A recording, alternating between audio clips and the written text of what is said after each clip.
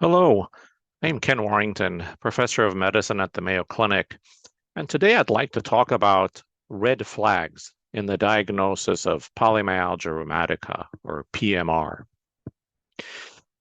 As you all know, PMR is a clinical diagnosis, and so taking a careful history, conducting a thorough physical examination are essential components of reaching a diagnosis of polymyalgia rheumatica. But PMR can be a little tricky, mainly because PMR has many mimics. And of course, we don't yet have a specific diagnostic biomarker for this disease. So we use markers of inflammation, the sedimentation rate and the CRP. We expect at least one of those to be elevated in PMR, but they are not diagnostic. They are non-specific markers of inflammation. So we have to have this heightened and ongoing awareness of potential mimics of PMR, and we'll talk a little bit about how to sort through those. The first point I'd like to make is that a subset of patients with PMR have associated giant cell arteritis. GCA is the most common form of systemic vasculitis in adults. It affects the aorta and its main branches. And depending on the study one looks at, 10 to 20% of patients with PMR do in fact have concomitant GCA.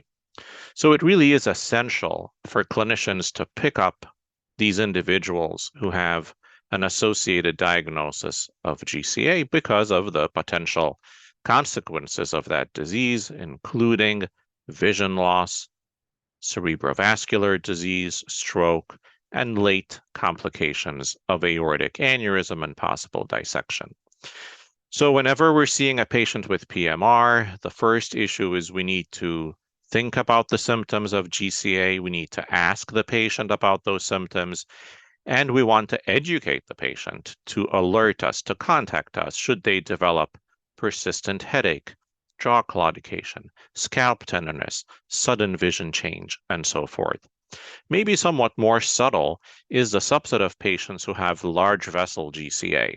These are patients who may come in with claudication of the extremities, who may have aortitis, which often is subclinical and may not produce symptoms.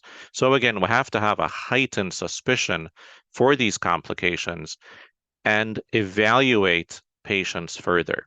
If they have cranial symptoms, it's often pursuing either imaging, such as a temporal artery ultrasound or a temporal artery biopsy. If we are more concerned about the large vessel variant of GCA, meaning GCA that's involving the aorta and the arch branches, then we may be considering imaging, such as CT angiography, MR angiography, or in selected cases, PET-CT to evaluate for, again, inflammatory disease in the aorta and the large arteries. Of course, we can't image every patient with polymyalgia rheumatica, so we have to use our clinical judgment. Again, identify patients who may have symptoms concerning for GCA, clinical signs. Those might be tenderness over the temporal arteries, but they might be more subtle, such as reduction or asymmetry in pulses in the extremities or asymmetric blood pressures. But the patient with PMR who has refractory disease, meaning we've tried to taper the prednisone and they have recurrent relapses, that would be a good patient to image and to consider the possibility of concomitant large vessel vasculitis. The second point I'd like to make is that polymyalgia rheumatica is a disease of articular, so joint, and periarticular inflammation, predominantly large proximal joints. So we think about the shoulders, the hips.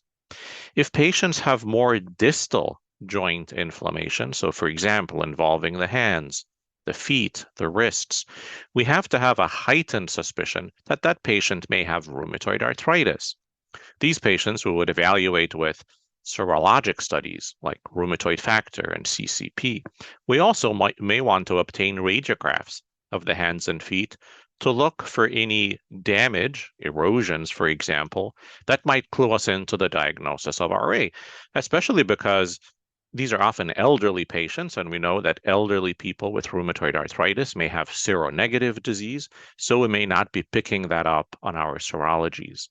Studies have shown, indeed, that up to maybe 30% of people with PMR will get reclassified as rheumatoid arthritis. So this is not an uncommon scenario, and it may change our approach to treatment because, of course, we have multiple treatment options for individuals with rheumatoid arthritis.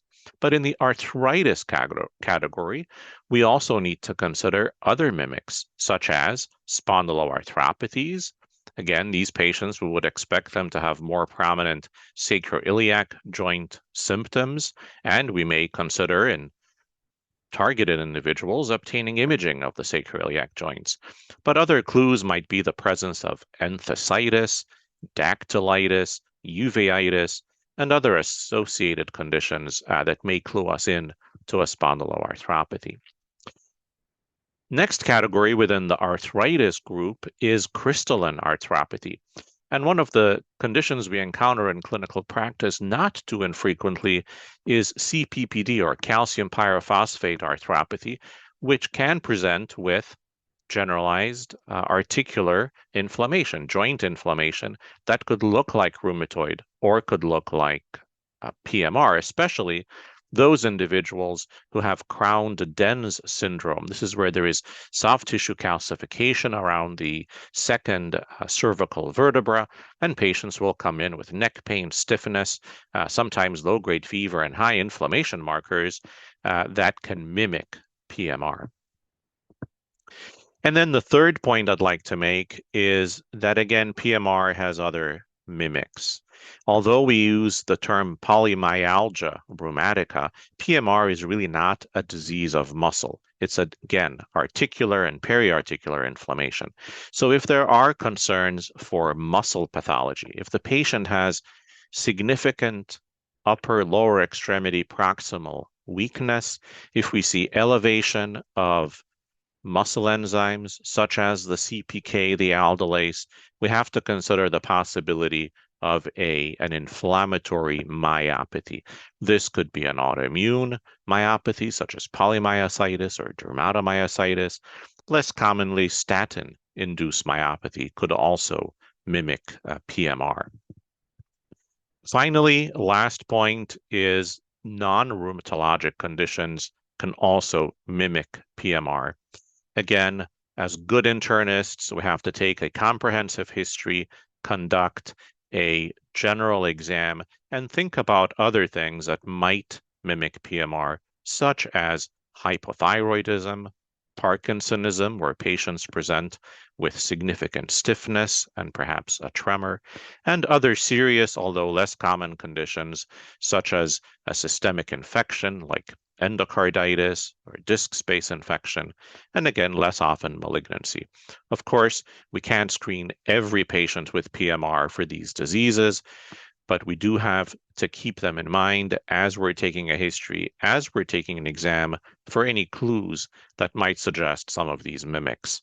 Targeted laboratory testing, of course, is helpful. And then finally, again, once we've started treatment for PMR, we want to follow patients closely so that if the patient is having recurrent relapses, if the clinical course is not as we would have anticipated, then we would want to proceed with additional workup. Thank you for your attention.